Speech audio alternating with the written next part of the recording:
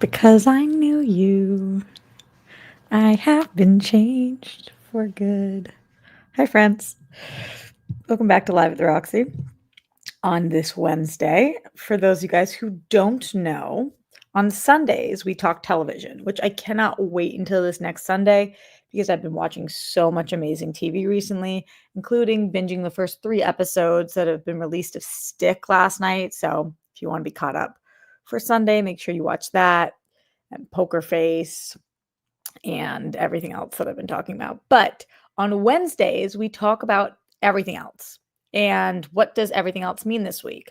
Well, it's kind of up to you guys a lot of the times if you want to send in things on movies or news or your personal lives or mine. Send them in, streamlabs.com/Roxy Stryer, super chat in.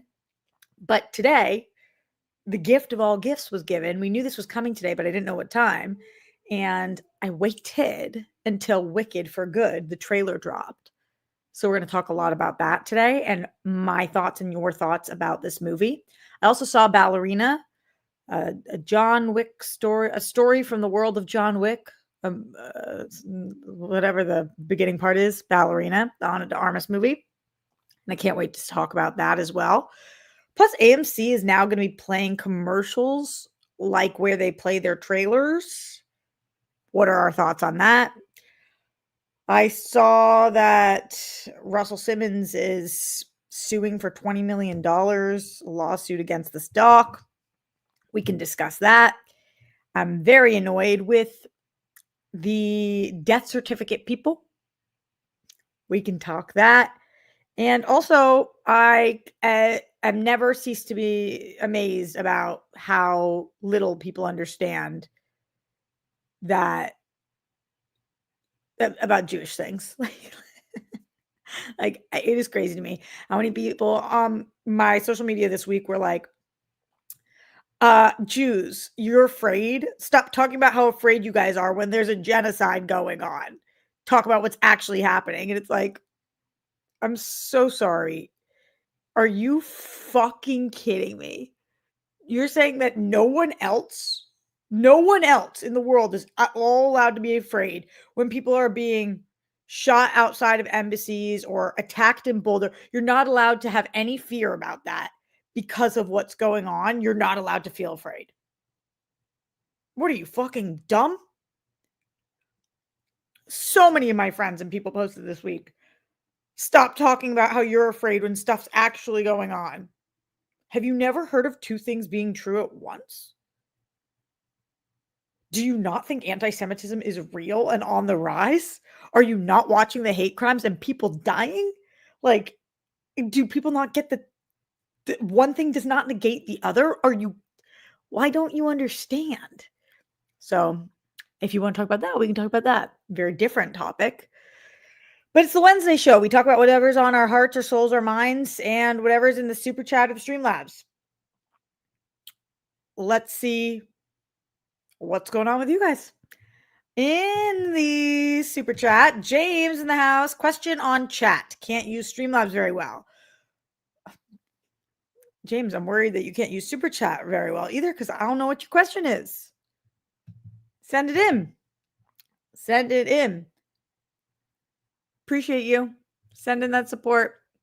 And to the people that are in the Streamlabs, are in the chat, thank you for being here for this live show as we talk about all different things.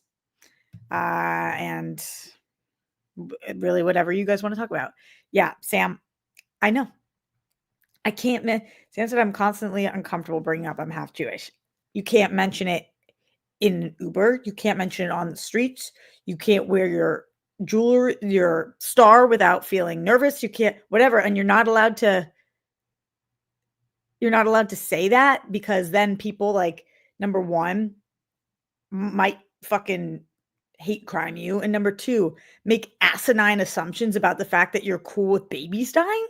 Like, are you an idiot? Who's the person that said something to me this week about this? And I was just like, I'm fucking done with you. I'm fucking done. Like, oh, I don't want to tell you guys who it is because it's a friend of mine, but they were like, I know I'm supporting this thing. I'm assuming you won't be in support of this because you're Jewish. And I looked at what it was, and it was like to like legitimately help the starvation of children. And I was like, wait, why would me being Jewish mean that I was not for this? What the fuck? That's crazy. That's fucking psychotic that you are assuming that. That's a you problem, not a me problem, because nothing I've said or done has ever made any statement that should ever make anybody question whether I am okay or not with babies starving anywhere at any point. And I'm okay with any person who supports the starvation of children. What about me says that that's a cause that I wouldn't be down with? It's fucking crazy. All right. Starting hot and heavy.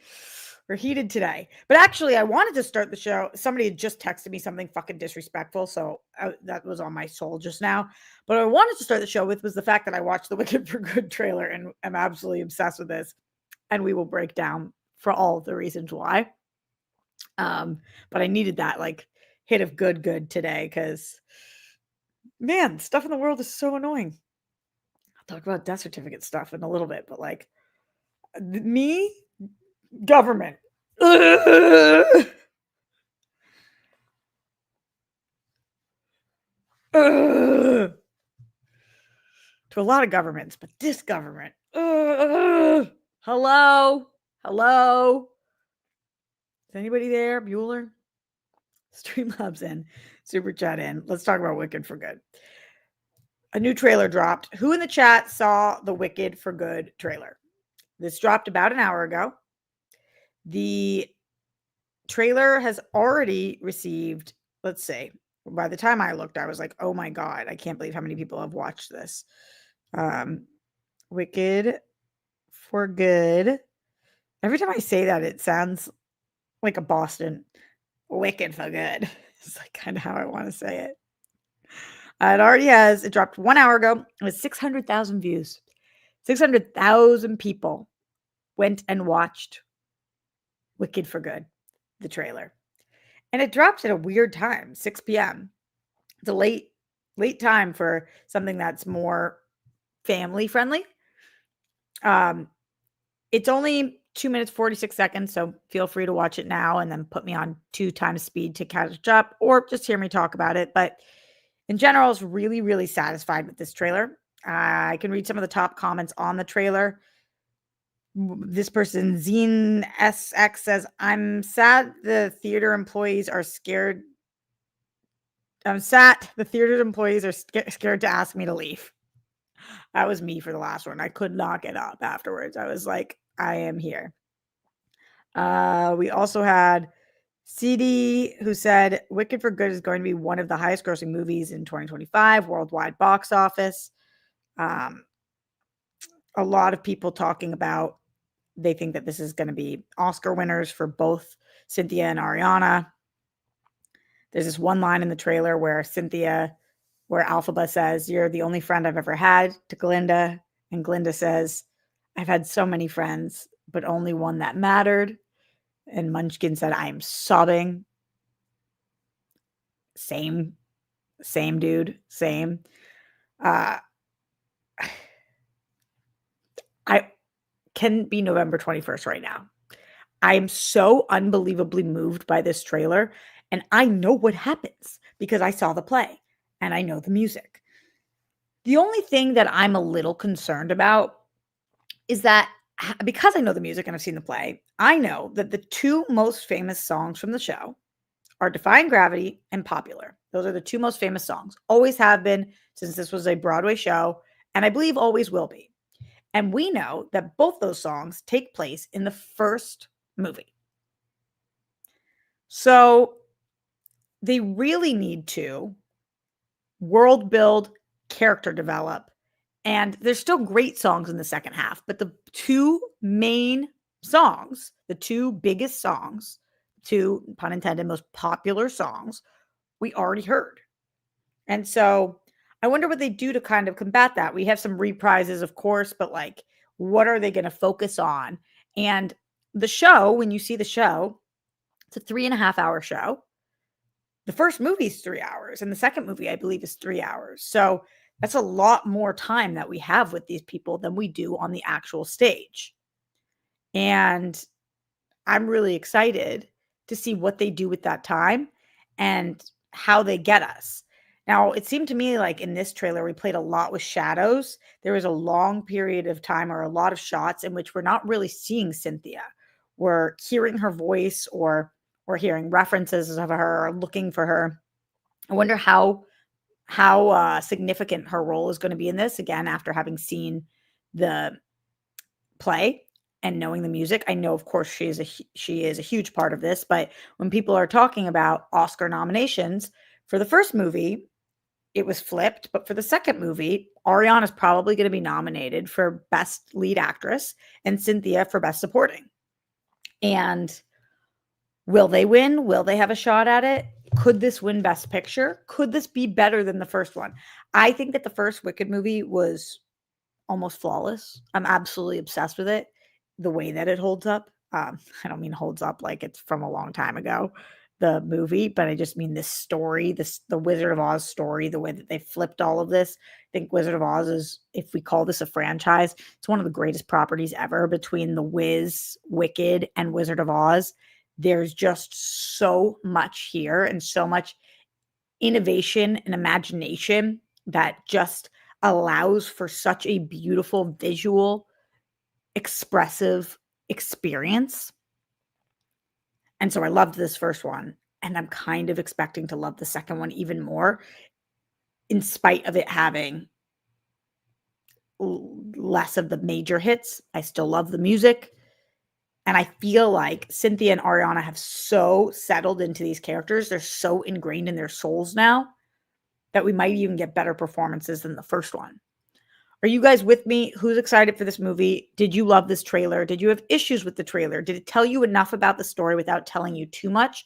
I feel as if this trailer did reveal a lot. For people who are trying to go in blind, this trailer does give a lot away. It doesn't give everything away, but it does give a lot away.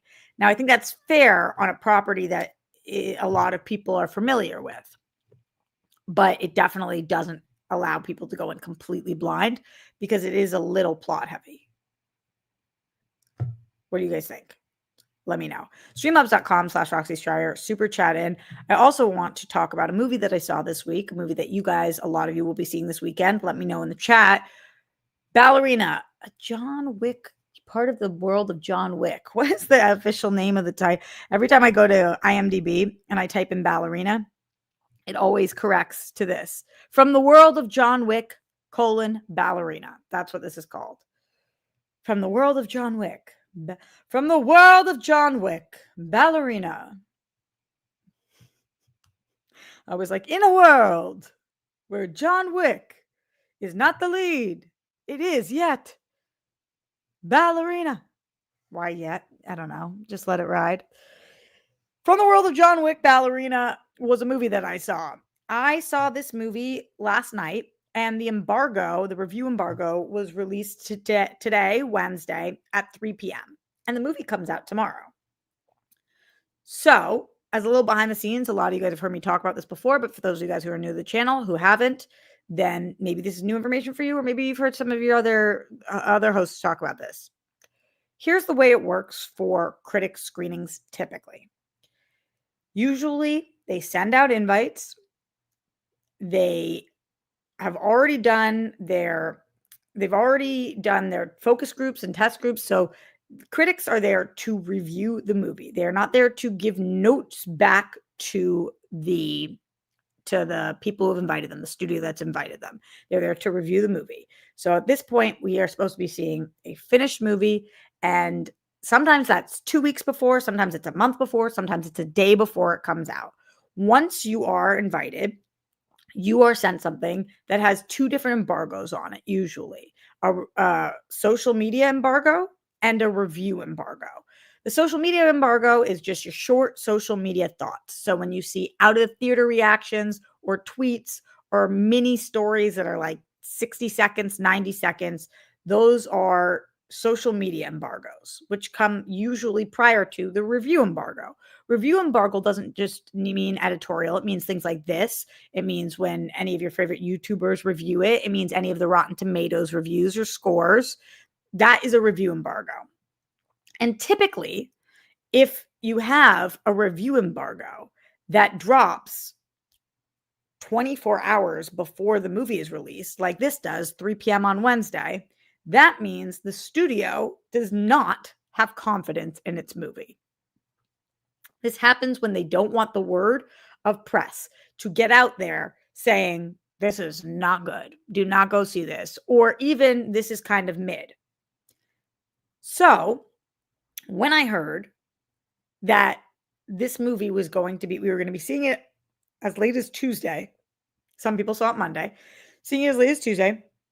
And the review embargo was not until Wednesday at 3 p.m. I was thinking to myself, we already heard about a bunch of reshoots on this. I have not been seeing a lot of junkets for this. All I saw was I saw my friend Naz, who did an interview with them on a press line. I think it was at the London premiere. Then they did the LA premiere last night. I saw that. I did not see Keanu Reeves or Len Weissman or Ana de Armas going around and talking a lot about this or making their late night rounds. I didn't see any press for this. And this embargo was not until Wednesday. So I was really worried about this going into it. I was thinking to myself, what a bummer. I've liked all 4 John Wick movies a lot. Is it possible that this is going to be the first bad movie in the franchise? And I think based on here's another thing. This is behind the scenes, and I haven't told you guys about this one. When you are invited to a press screening, sometimes it's in a really nice theater, which gets jam-packed, and there's tons of people. And it's the nice chairs that recline, and it is completely full, and there's hundreds of people there. This was in a crappy theater with not comfortable chairs and a small theater. Not a lot of people were there. Now, I saw on Monday it was in a nicer theater, but usually this is just kind of signs that they're burying something. Oh, they didn't want to make us as comfortable as possible. They didn't whatever. So all of these things go into your head thinking, okay, this is how the studio is viewing this. And then I was not alone in this thought process. Everybody beforehand is talking to each other like, is this going to be okay? Is this going to suck? How is this going to be? And so once the movie starts, I'm sitting there in an audience of people who are feeling how I'm feeling, like, is this movie about to suck? And then it's about 10 minutes in, and you can kind of feel the room shifting. And you see people like, wait a second, is this movie about to be awesome? And then it just takes off with all the jet fuel in the world, with such innovative, wild action sequences. It's really self-aware.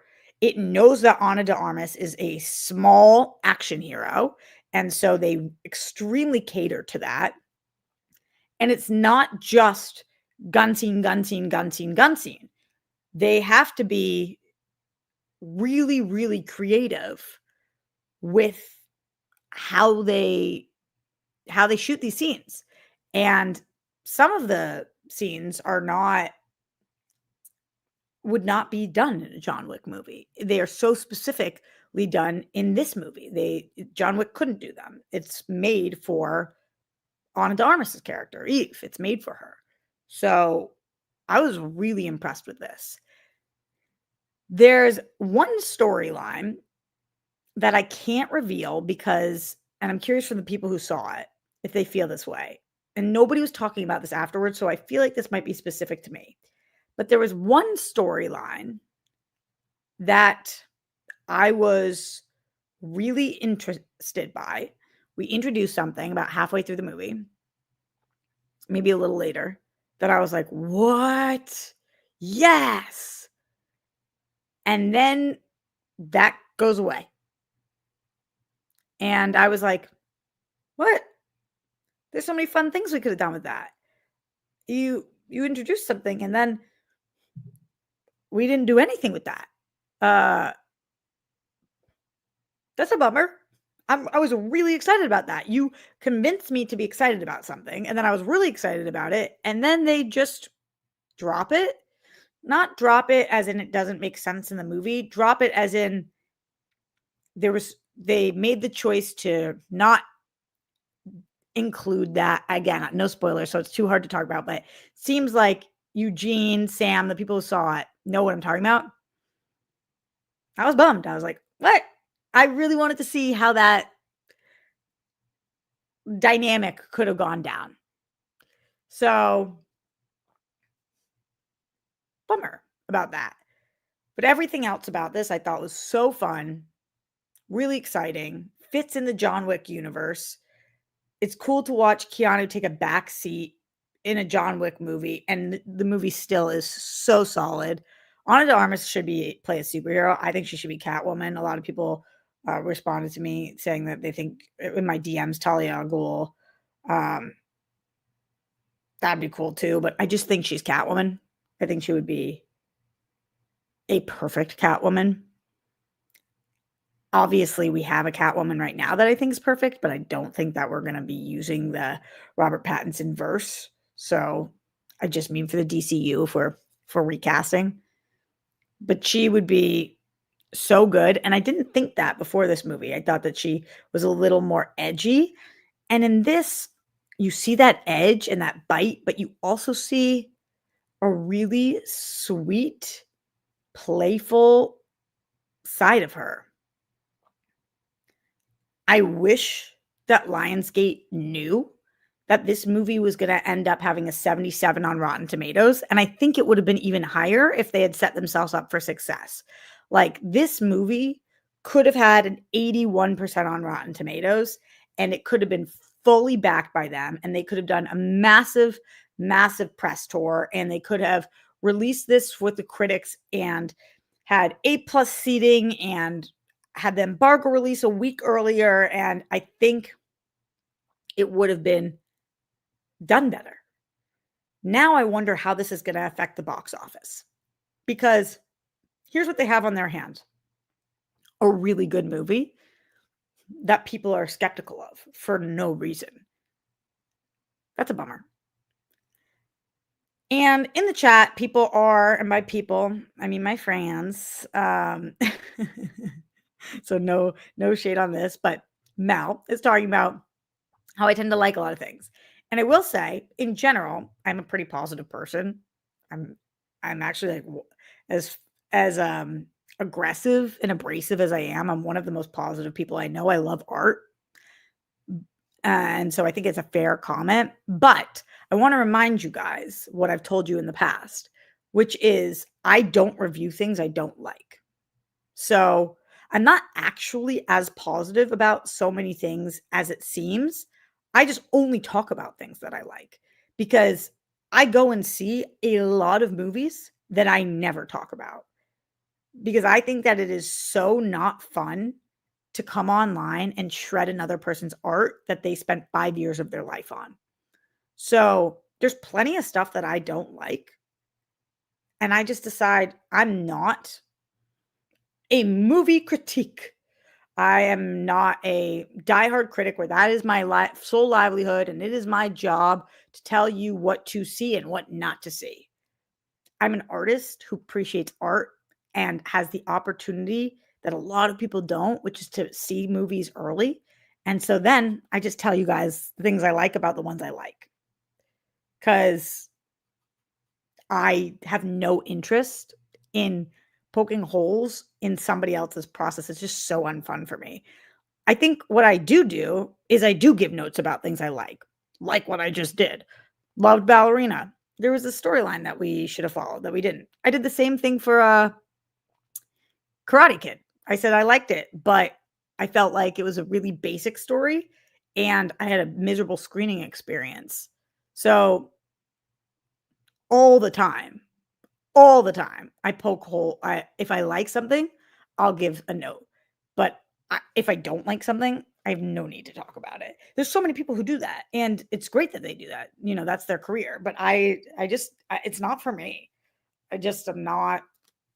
I know how hard it is because this is what I do.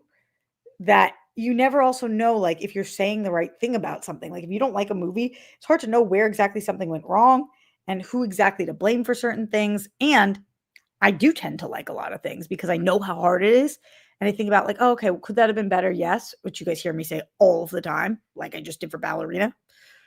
But yeah, it's just not my personality. And it's also not my personality in friendships, from relationships. Like, I really, really try to talk about the things that I love 90% more than I talk about the things I hate about anybody. I try to compliment more than I try to insult. I try to, uh, I just try. That's kind of my philosophy in life. So, of course, it applies here. But then it does get people being to me like, you're a fake critic. And it's like, I'm actually not a critic at all. I just am blessed enough to go to these press screenings and talk about the things I like. So I always recommend to people, if you want somebody who is telling you, here's what to watch and here's what not to watch, there's so many people. I'm just going to tell you shit I like because it's more fun for me and I get to do that. Also, if somebody directly asks me a question, I usually answer it I always answer it honestly, or I'll just say, like, I don't want to answer that. And then the movies that you guys have heard me say that I don't like, think about how passionately I must not like them. What the fuck is the one that's the musical with the dude running? That's so bad. I can't think of his name. He's a Nepo baby. And there's a tree. He goes apple picking. What the hell was it? That was woof. That was so tough to watch. What the hell was that called? Ben Platt, thank you. That is his name. What was the movie? Dear Evan Hansen. Thank you, Brittany. Oof. Oof. That was tough to get through.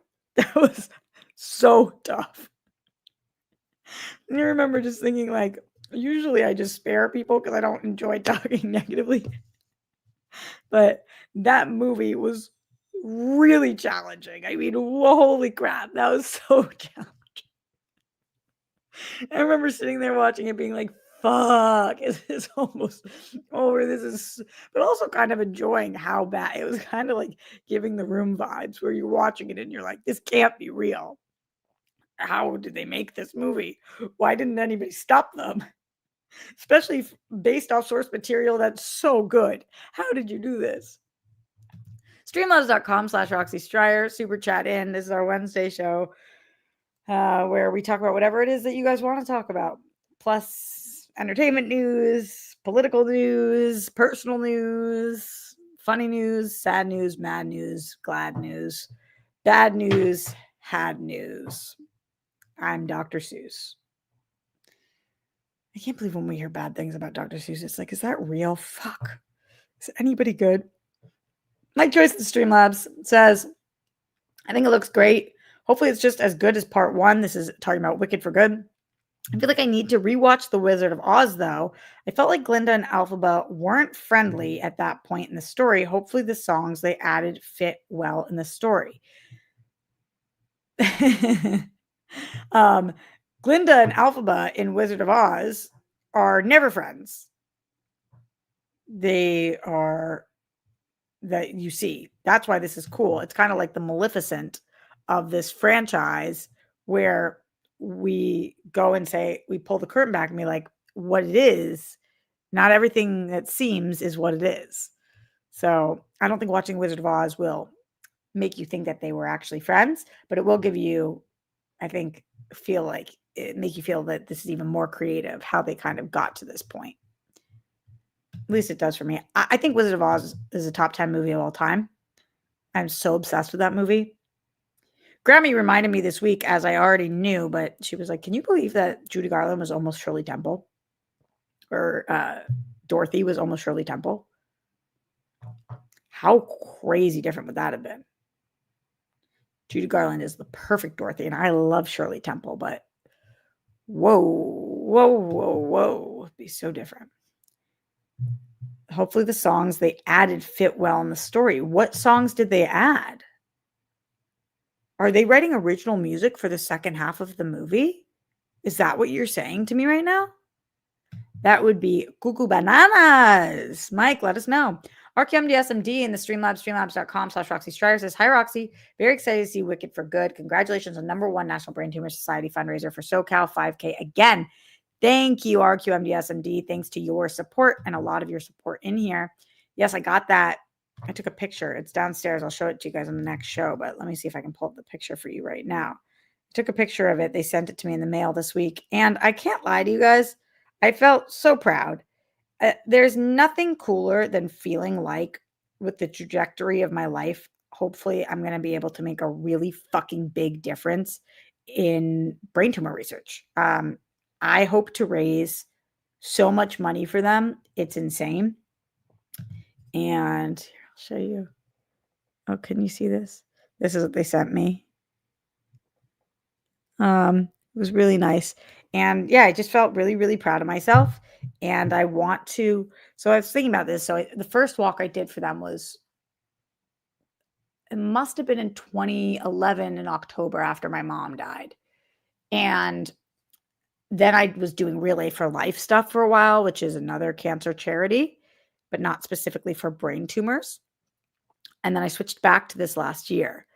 So I don't remember how much money I made back in the day, but between last year making like 12,000 or 13 and this year with over 8,000, just the last 2 years raising over $20,000 for them.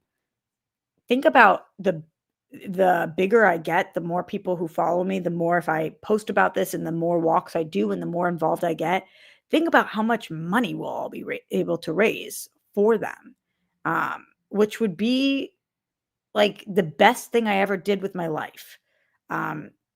I just that's that's the thing, right? We all pick our causes in life and there's so fucking many of them, and sometimes it's just so overwhelming to choose because there's just so much wrong with the world. But when you find something you're extremely passionate about, which for this I am, like imagine if the money that we raise makes it so that somebody who was like me, a teenager, who is their mom is getting a diagnosis of a terminal illness, it isn't terminal one day, or the longevity, it's not a 9-month average lifespan after that. Like there's just so much we can do with money.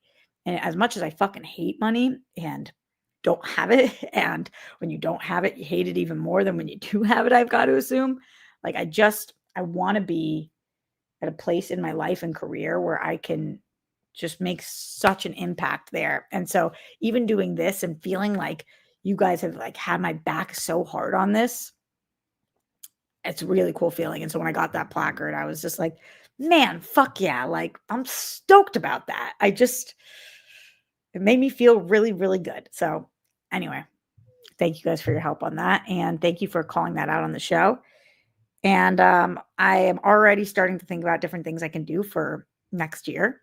And like this year, I kind of felt like hodgepodge thrown together last minute because it was Mother's Day weekend. I was thinking about not doing it, but next year I really want to plan and I want to kick ass.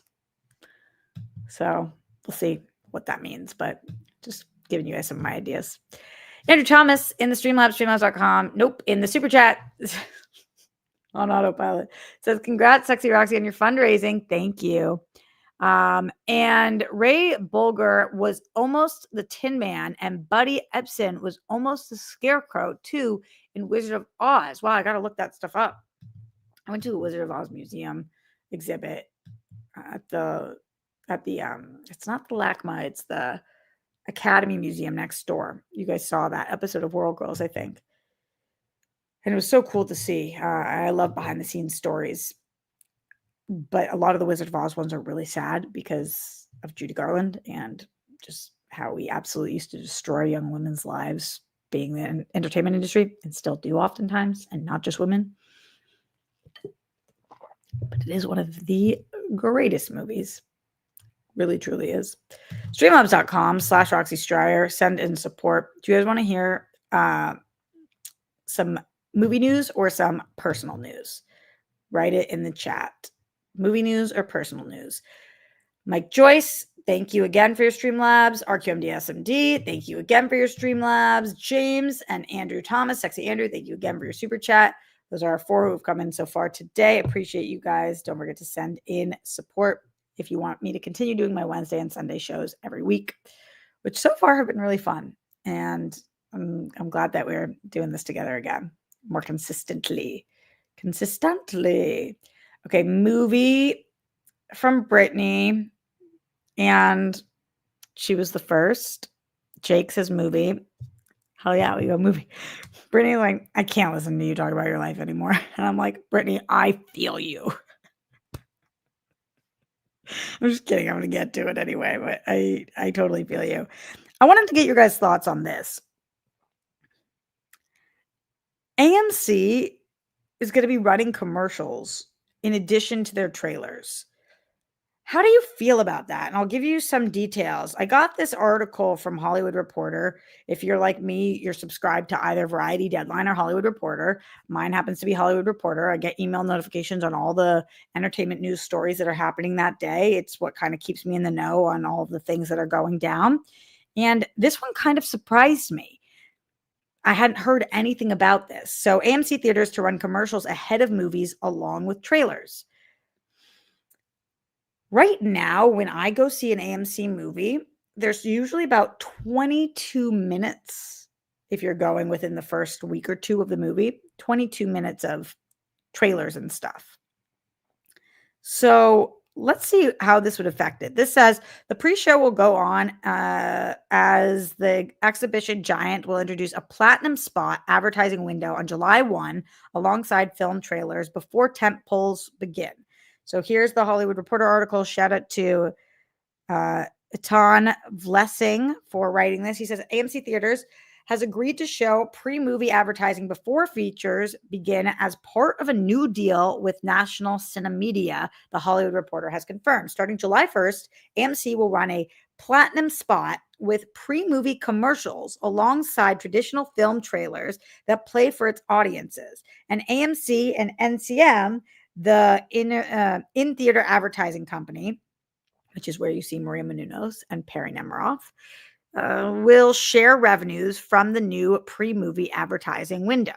AMC, in a statement, explained why it has overcome initial reservations to now follow rival exhibitors and start showing pre-movie advertising. Quote, while AMC was initially reluctant to bring this to our theaters, our competitors have fully participated for more than 5 years without any direct impact to their attendance. This is a strong indication that this NCM pre-show initiative does not negatively influence movie-going habits, AMC said. The new deal between AMC and NCM allows both companies to drive new revenues to offset the impact of being hit by the shutdown of cinemas due to the COVID pandemic, followed by, at times, faltering Hollywood industry recovering since the reopening of theaters and advertising being affected by macroeconomic headwinds. Quote, our participation delivers us vital revenue as we continue on our recovery path and allows us to continue offering significant value on ticket prices through initiatives like Discount Tuesday, 20% off matinee pricing, and the upcoming 50% off Wednesday ticketing program, which I hadn't heard of. AMC added this in a statement. Okay, pausing there for a second. Let's chat about this for a minute because I think it's really interesting. And I actually like, of course, I love Maria. She was my first mentor out here. And I love Perry. She is my friend and we co-hosted together and worked together at Collider. So it's super cool for me on a personal level when I go and see NCM before the theaters and it's my 2 friends on screen. I always am like, that's so rad that I know these 2 badass women doing this. That's just really fun for me personally. Also, a lot of the times the content is fire. Like they're talking about movie related things. They're interviewing people and they're talking about all movie content. So I think that this is a little strange to call this commercials because when I first heard that, it made me think I was going to go to the movies and it would be like Tide Pods. Get your Tide Pods. And this is really kind of like, I really think instead of referring to it as commercials, that we should really start referring to this as a pre show, like the show before the show. And if you don't make it there for it, whatever. But whenever I do happen to see this, which is not often because I do the press screenings, which doesn't have anything before it, and I go to AMC a lot, which hasn't had this, whenever I do go to like Regal or whatever, and it's there, I'm like, this is or ArcLight, this is fire. These interview questions, they're funny, they do a really good job. So I like that. But thinking about them as commercials is kind of the wrong way to go about them. And I don't know whether they're planning on adding stuff that's more commercial like, which I think that would be a bad call. But if it's just to get people hyped for the movies, then I think it's a great idea. But state that. Say what your plan is. I just think it's weird to refer to this as like commercials next to trailers. Like we're going to be there and it's going to be like Nike, just do it. It's like, what does that have to do with this? I don't know. Mike says Cinemark runs commercials. Wow, what kind? What kind of stuff do they run? Or do they do this kind of thing? I also think what's really funny about this is that they straight up were like, we didn't want to be the test guinea pigs. As an AMC, we were like not interested in this. But then we saw everybody else did it for 5 years. And we were like, oh, this doesn't affect their numbers negatively. Boom, we're in. They literally we're like, we didn't want to be innovators in this space. We didn't want to be the guinea pigs. But now that we've seen that this didn't affect the bottom line for other theaters, yeah, I guess we're in. Like that's so silly to admit that, but I guess speak your truth, kids. Like, speak the truth. Will Nicole Kidman be in the commercial for MC? She better. She better. In a place like this, she better. So Cinemark starts with 5 minutes of commercials. Like, are you talking about like Tide Pods and Nike and Jiffy peanut butter? Like, what kind of commercials? Or movie related things? It is part of what I love going to the movie going experience is because you kind of never know what you're going to get. It's why I love live theaters because you're like, ooh, what's this going to be like? And this does help add more pizzazz around it as opposed to just watching something at home. The reason that I used to go to the theaters early growing up, because we used to go like 40 minutes early growing up, was because you couldn't pick your seat in advance. So you would get there and you would want to pick your perfect seat. Now, because most theaters have seat assignments, it's very rare that a theater doesn't have a seat assignment, at least out in California and Boston, in LA and in Boston. It's very rare that I go to a theater without seat assignments. There's one in Encino that doesn't have seat assignments. It drives me insane. But it's very rare. So you don't have to go that early. So they have to give you a reason to want to go that early. And if they make good content, then hell yeah. Anyway, I'm hoping that this is I have no idea. I haven't talked to Maria or Perry about this, but hopefully this is lucrative for them because especially my girl, I mean, Maria's my forever girl. I love her and she gave me my first shot in this industry. And so I will always ride for her. She has a million bajillion things going on. She was obviously the host of E! She's just phenomenally talented and does everything. Perry, this is like I think it's this and Collider. Those are her gigs. So let's hope our girl got a big paycheck for this huge deal. Like this is kind of massive that she's going to be in. I don't know. It didn't. Did it say her name in this specifically? It doesn't say, but I'd have to assume if she's still doing stuff with them, that this would be a huge deal for her. So shout out to them as long as it is. What do you guys feel about trailers beforehand? Do you wish they didn't play them? I used to think I didn't want trailers before movies, like just start the movie. And then I started going to these press screenings and there was no trailers. And I feel so thrown into the movie sometimes. Like there's no vibe set, there's no tone set. And then oftentimes I don't ever get to see trailers on the big screen. And I love watching trailers on the big screen. So I kind of miss seeing more trailers that way. And I almost wish that they would do that for the press screenings, but they don't. I get why people just want to get out of there because they got to get home to their reviews and kids and all that stuff. Streamlabs.com/Roxy Stryer, super chat in. Jake H in the Streamlabs. Thanks, Jake. Says, I wish Christian did Streamlabs.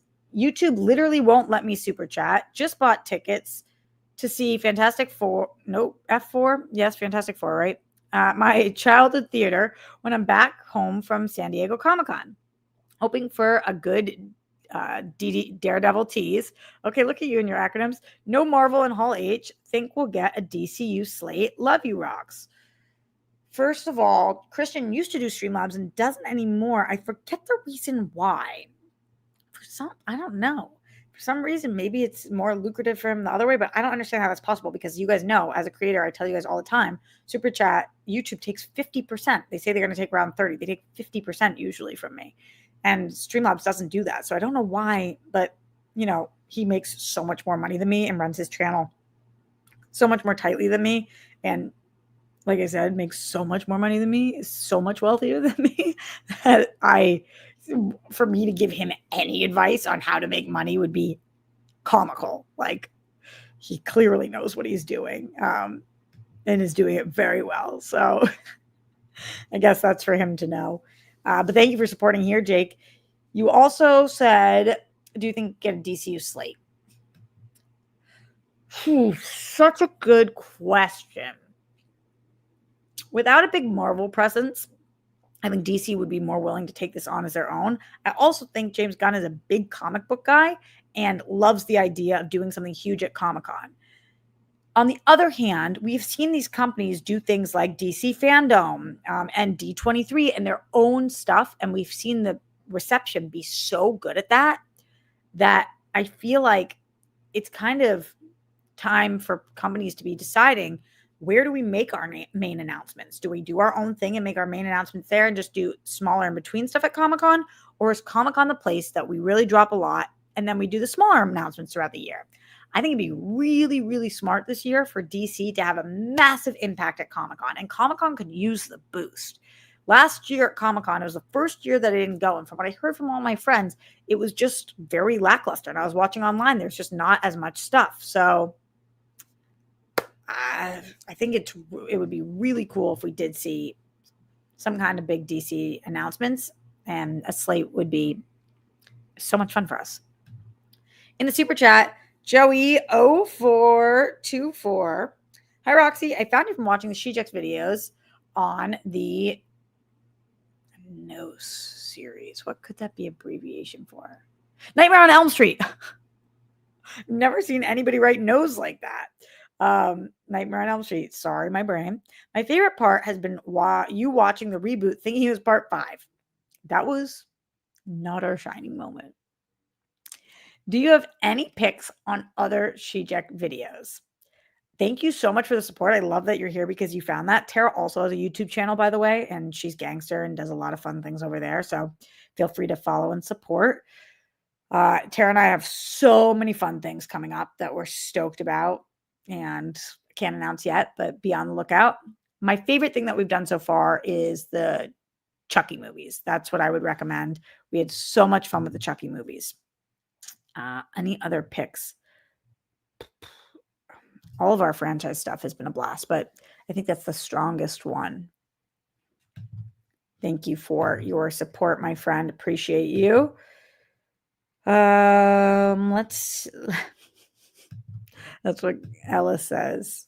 That people say, what else when they're stalling? What else? In the streamlabs.com/Roxy Stryer, John Get Bent says, big fan of the Wednesday live, the Roxy, but I always end up being late. Is there any way you could send out a going live soon or something in the Discord? 100%. Yes, I can do that. No problem. Also, the Cineplex out here has some junk commercials like for pickup trucks and banking services. That's wild. I've never seen that before. That would be so wild. Yeah, I've been trying to go live Wednesdays around 6:30 or 7, but I definitely will I'll stick it in the Discord every time.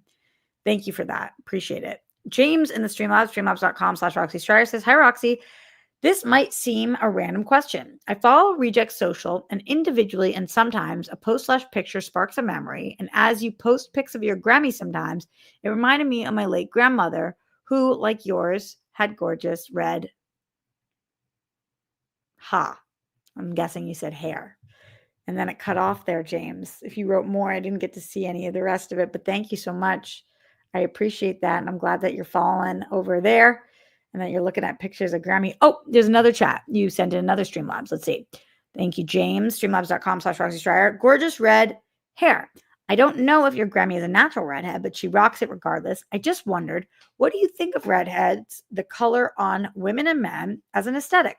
I love the color and would like to see more roles for them in film and TV. James, such a great Streamlabs. Thank you for being here. And that's what Streamlabs is for. Random questions. That's what Wednesday's for. We talk about whatever it is you guys want to talk about. I love doing the reject socials, man. Making Tara and John and Andrew do the Cotton Eye Joe closed eyes where they moved yesterday. I was just like, I was cracking up laughing. It's been a blast. It's so much work. I can't believe how much work it is. Like I spend so many hours on their social week because I come up with the entire plans for the week. I shoot everything for the week. I have to organize getting people there to schedule for I have to do all of it and I love it so much. So it's nice to love doing it, but holy shit, it's so hard. And learning about different socials. Like I'm going to be taking a Snapchat course and things that I'm like, oh my God. But it is very fun. So that is not what you asked me. You asked me about redheads. I'm obsessed with redheads. I want to be a redhead. I'm dying to be a redhead. The problem with me dyeing my hair red is that my headshots and my reel are all blonde. So it's very difficult until I'm a little more famous, a lot more famous, to be able to do whatever I want with my hair because then I need to pay for new headshots and get new material for my reel. And I'm just starting to have some momentum and build. So that is how I feel about the redhead on me. In terms of other people, I'm obsessed with them being redheads. I set my best friend up with her husband. He's a redhead. She's obsessed with redheads, and she's so obsessed with him. And we talk about that all the time. Some people are just into redheads, and I'm all about the redheads. I think redheaded girls, guys, whoever, love red hair. Redheaded people, yes. It's got to have very specific color red for very specific skin tone. Like when I say I want to go red, my hairdresser is just like, like sometimes people want different reds that like I couldn't do, even though despite on this, I look super pasty right now, but I'm not super pasty. And so going like redhead, like white girl freckle look wouldn't really work well for me. I'd have to go kind of a deeper red or just say fuck it and just try whatever. When I say I have to, it's always like, or you just do whatever you want and see how it goes. But it's the hardest to maintain. It's the hardest to get out. And it's not what my stupid headshots are in. Even though I'm taking new headshots soon, but again, the real. Track stars and the Streamlabs with that huge support. Let's go track stars. Yes, track stars. Streamlabs.com/Roxy Strider. Hi, Roxy. I wasn't sure if you Nelly got Peacock or you had it for a while now, maybe newly. But since you have it, how can we get you to watch Traders? I can't believe I haven't watched the show. Could I just jump in or do I have to go to season 1 or is it on right now? Tell me more. Perhaps a watch along, even if through Patreon. I do know you're watching a lot of TV, but yeah, something to consider. Everyone says that I would love this show. I can't believe that I haven't watched it. And I've had Peacock. I didn't have Peacock. I just got my sister's login for Peacock because I had Dorina's Peacock login, or Brennan's, but they took me off, maybe not on purpose. I think that just like it expired, whatever it was. Maybe they don't have it anymore. And so then I asked my sister and she had it. So I just got back on and for Poker Face, which I'm now caught up on. I'll talk to you guys about it on Sunday. I don't think I can go back for season 1 of Traitors, but can I jump in? And are we on a new season yet?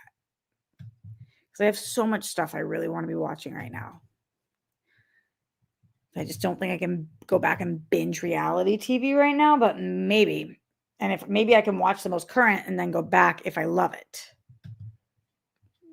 Y'all tell me. Streamhouse.com/RoxyStryer, super chat in, send support.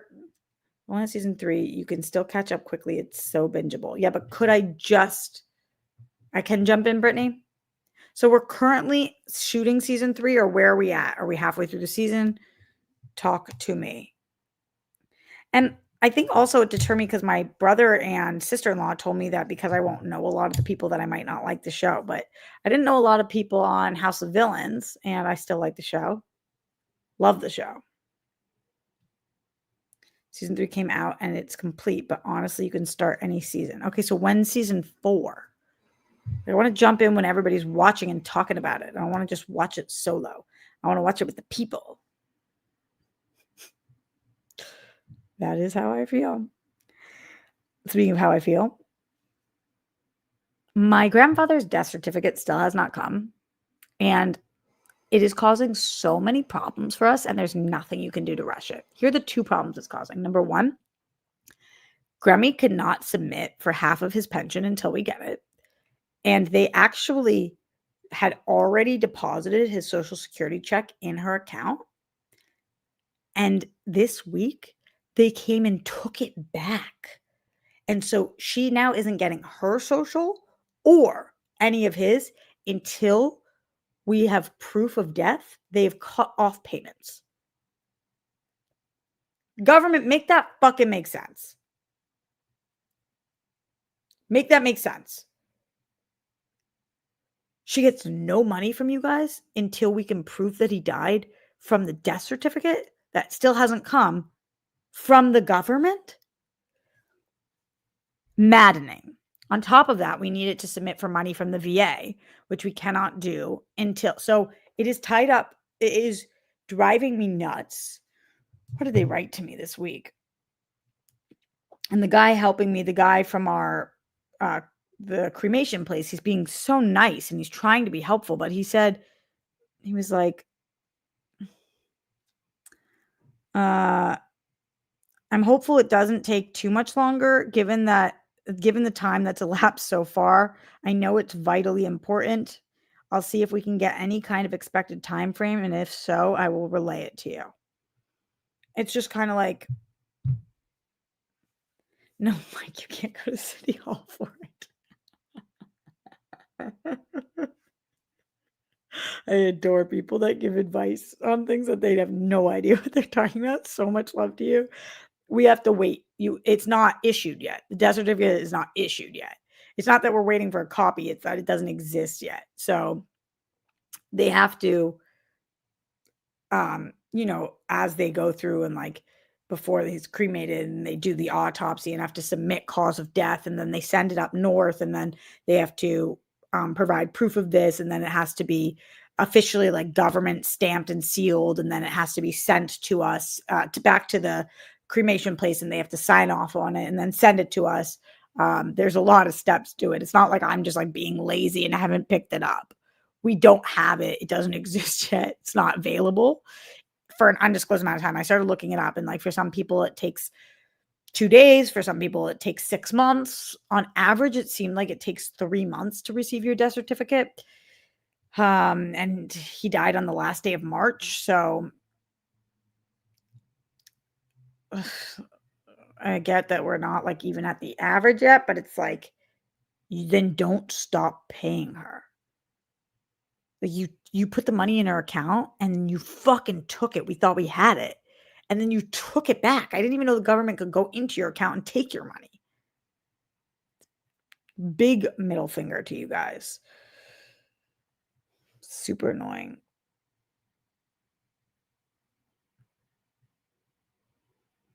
Yeah. Lee, it did not take 3 months for my dad's. It was a few weeks. Yeah, I know. It was a few weeks for my mom too. But I think it depends on like, not to make this political, but a lot of people from the government got fired, so things are particularly bad right now with red tape and paperwork.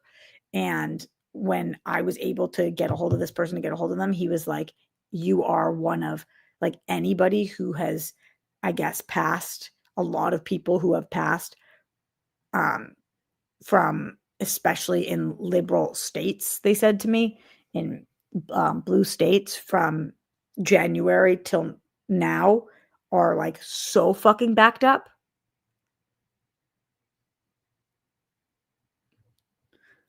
No, there isn't like an unofficial document in the meantime. It's crazy. It's crazy. So frustrating. So that's what we're dealing with now. It's just like, God damn it. Like, they just like are thieves and crooks. And she's going to be 98.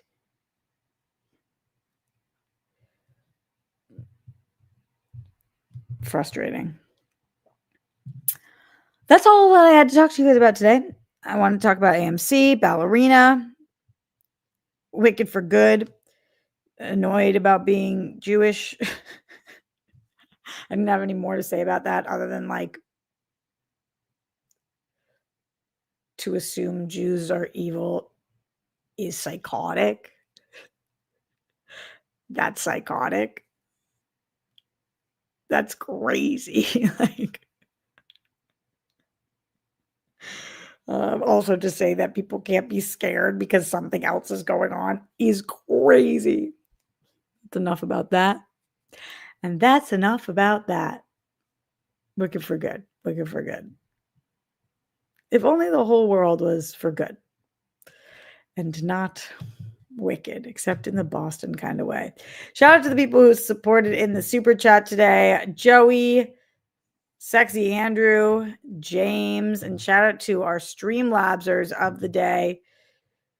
Getting any final support? We got some questions coming in, so I'll answer those after I say shout out to Mike Joyce, RQMDSMD, Jake H, John Get Bent, James, and Track Stars. Also, James in the Streamlabs also sent in PS, sending love to your Grammy. Thank you so much. So sweet. Man, her Achilles being torn is just fucking brutal. We got an appointment next Wednesday before this, so I'll be able to give you guys an update, hopefully, on how her progress is in the 3 weeks since it's been torn. I don't usually respond to comments like this, but I'm seeing Glocks right now said Kate Beckinsale totally ruined her face. And I don't know what picture you're seeing or whatever, but as somebody who just shot a movie with this woman who was standing this close to her for 4 days in a row in scenes with just me and her, I was literally like, the woman was too stunned to speak. She is the prettiest person I've ever seen in real life. I have never seen somebody more beautiful than her. So, as I don't know what you're talking about, but I was like truly in awe of her beauty. I've never ever been this close to somebody and thought to myself, like, she is a goddess. She is so pretty. So pretty. So, anyway, that's one of the only people that I can respond to about what you just said. She's like legitimately the most beautiful person on planet Earth. I couldn't believe she's so pretty. Okay, in the Streamlabs, Handsome Ransom in the house says, Aloha, doing a little dance, sending a little love. Get down tonight. You look awesome as always. Love the red nails. Thank you. I hate these nails actually for some reason. They just aren't what I was hoping for, and then I panicked, and she did a great job as always, but whatever. They're growing on me. I bet you absolutely slay in red lipstick as well. Thank you, Handsome Ransom. Just want to say you're awesome. Breaking news, I know, and you make the world a better place. Much love. That's really, really sweet. I feel that about you as well. Thank you. Thank you. RQMDSMD in the Streamlabs, that big support. Thank you, RQMDSMD says, talked with a NASA scientist this week. Trump's administration closed building for Goddard Institute in NYC, which does major climate research. Good. I was hoping you'd say that. I was really, really hoping that you would say that he was against climate research. Thank God.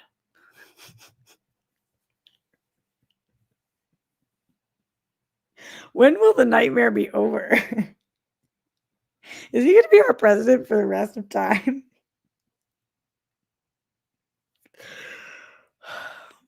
No, good. Thank God he stopped climate research in this building. I don't know what we would have done otherwise. Actually try to save the earth? Bollocks.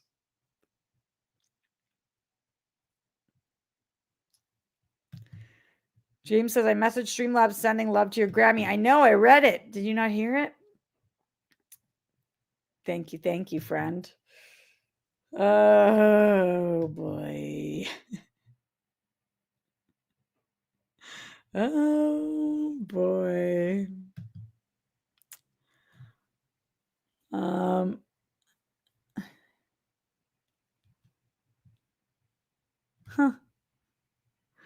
I don't know what this homie's talking about. She makes a penis out of fruits. Huh.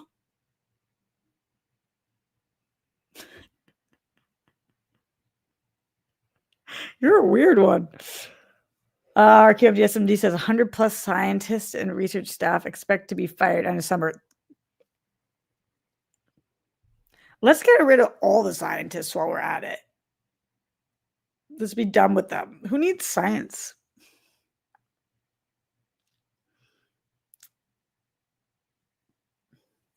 Who needs it?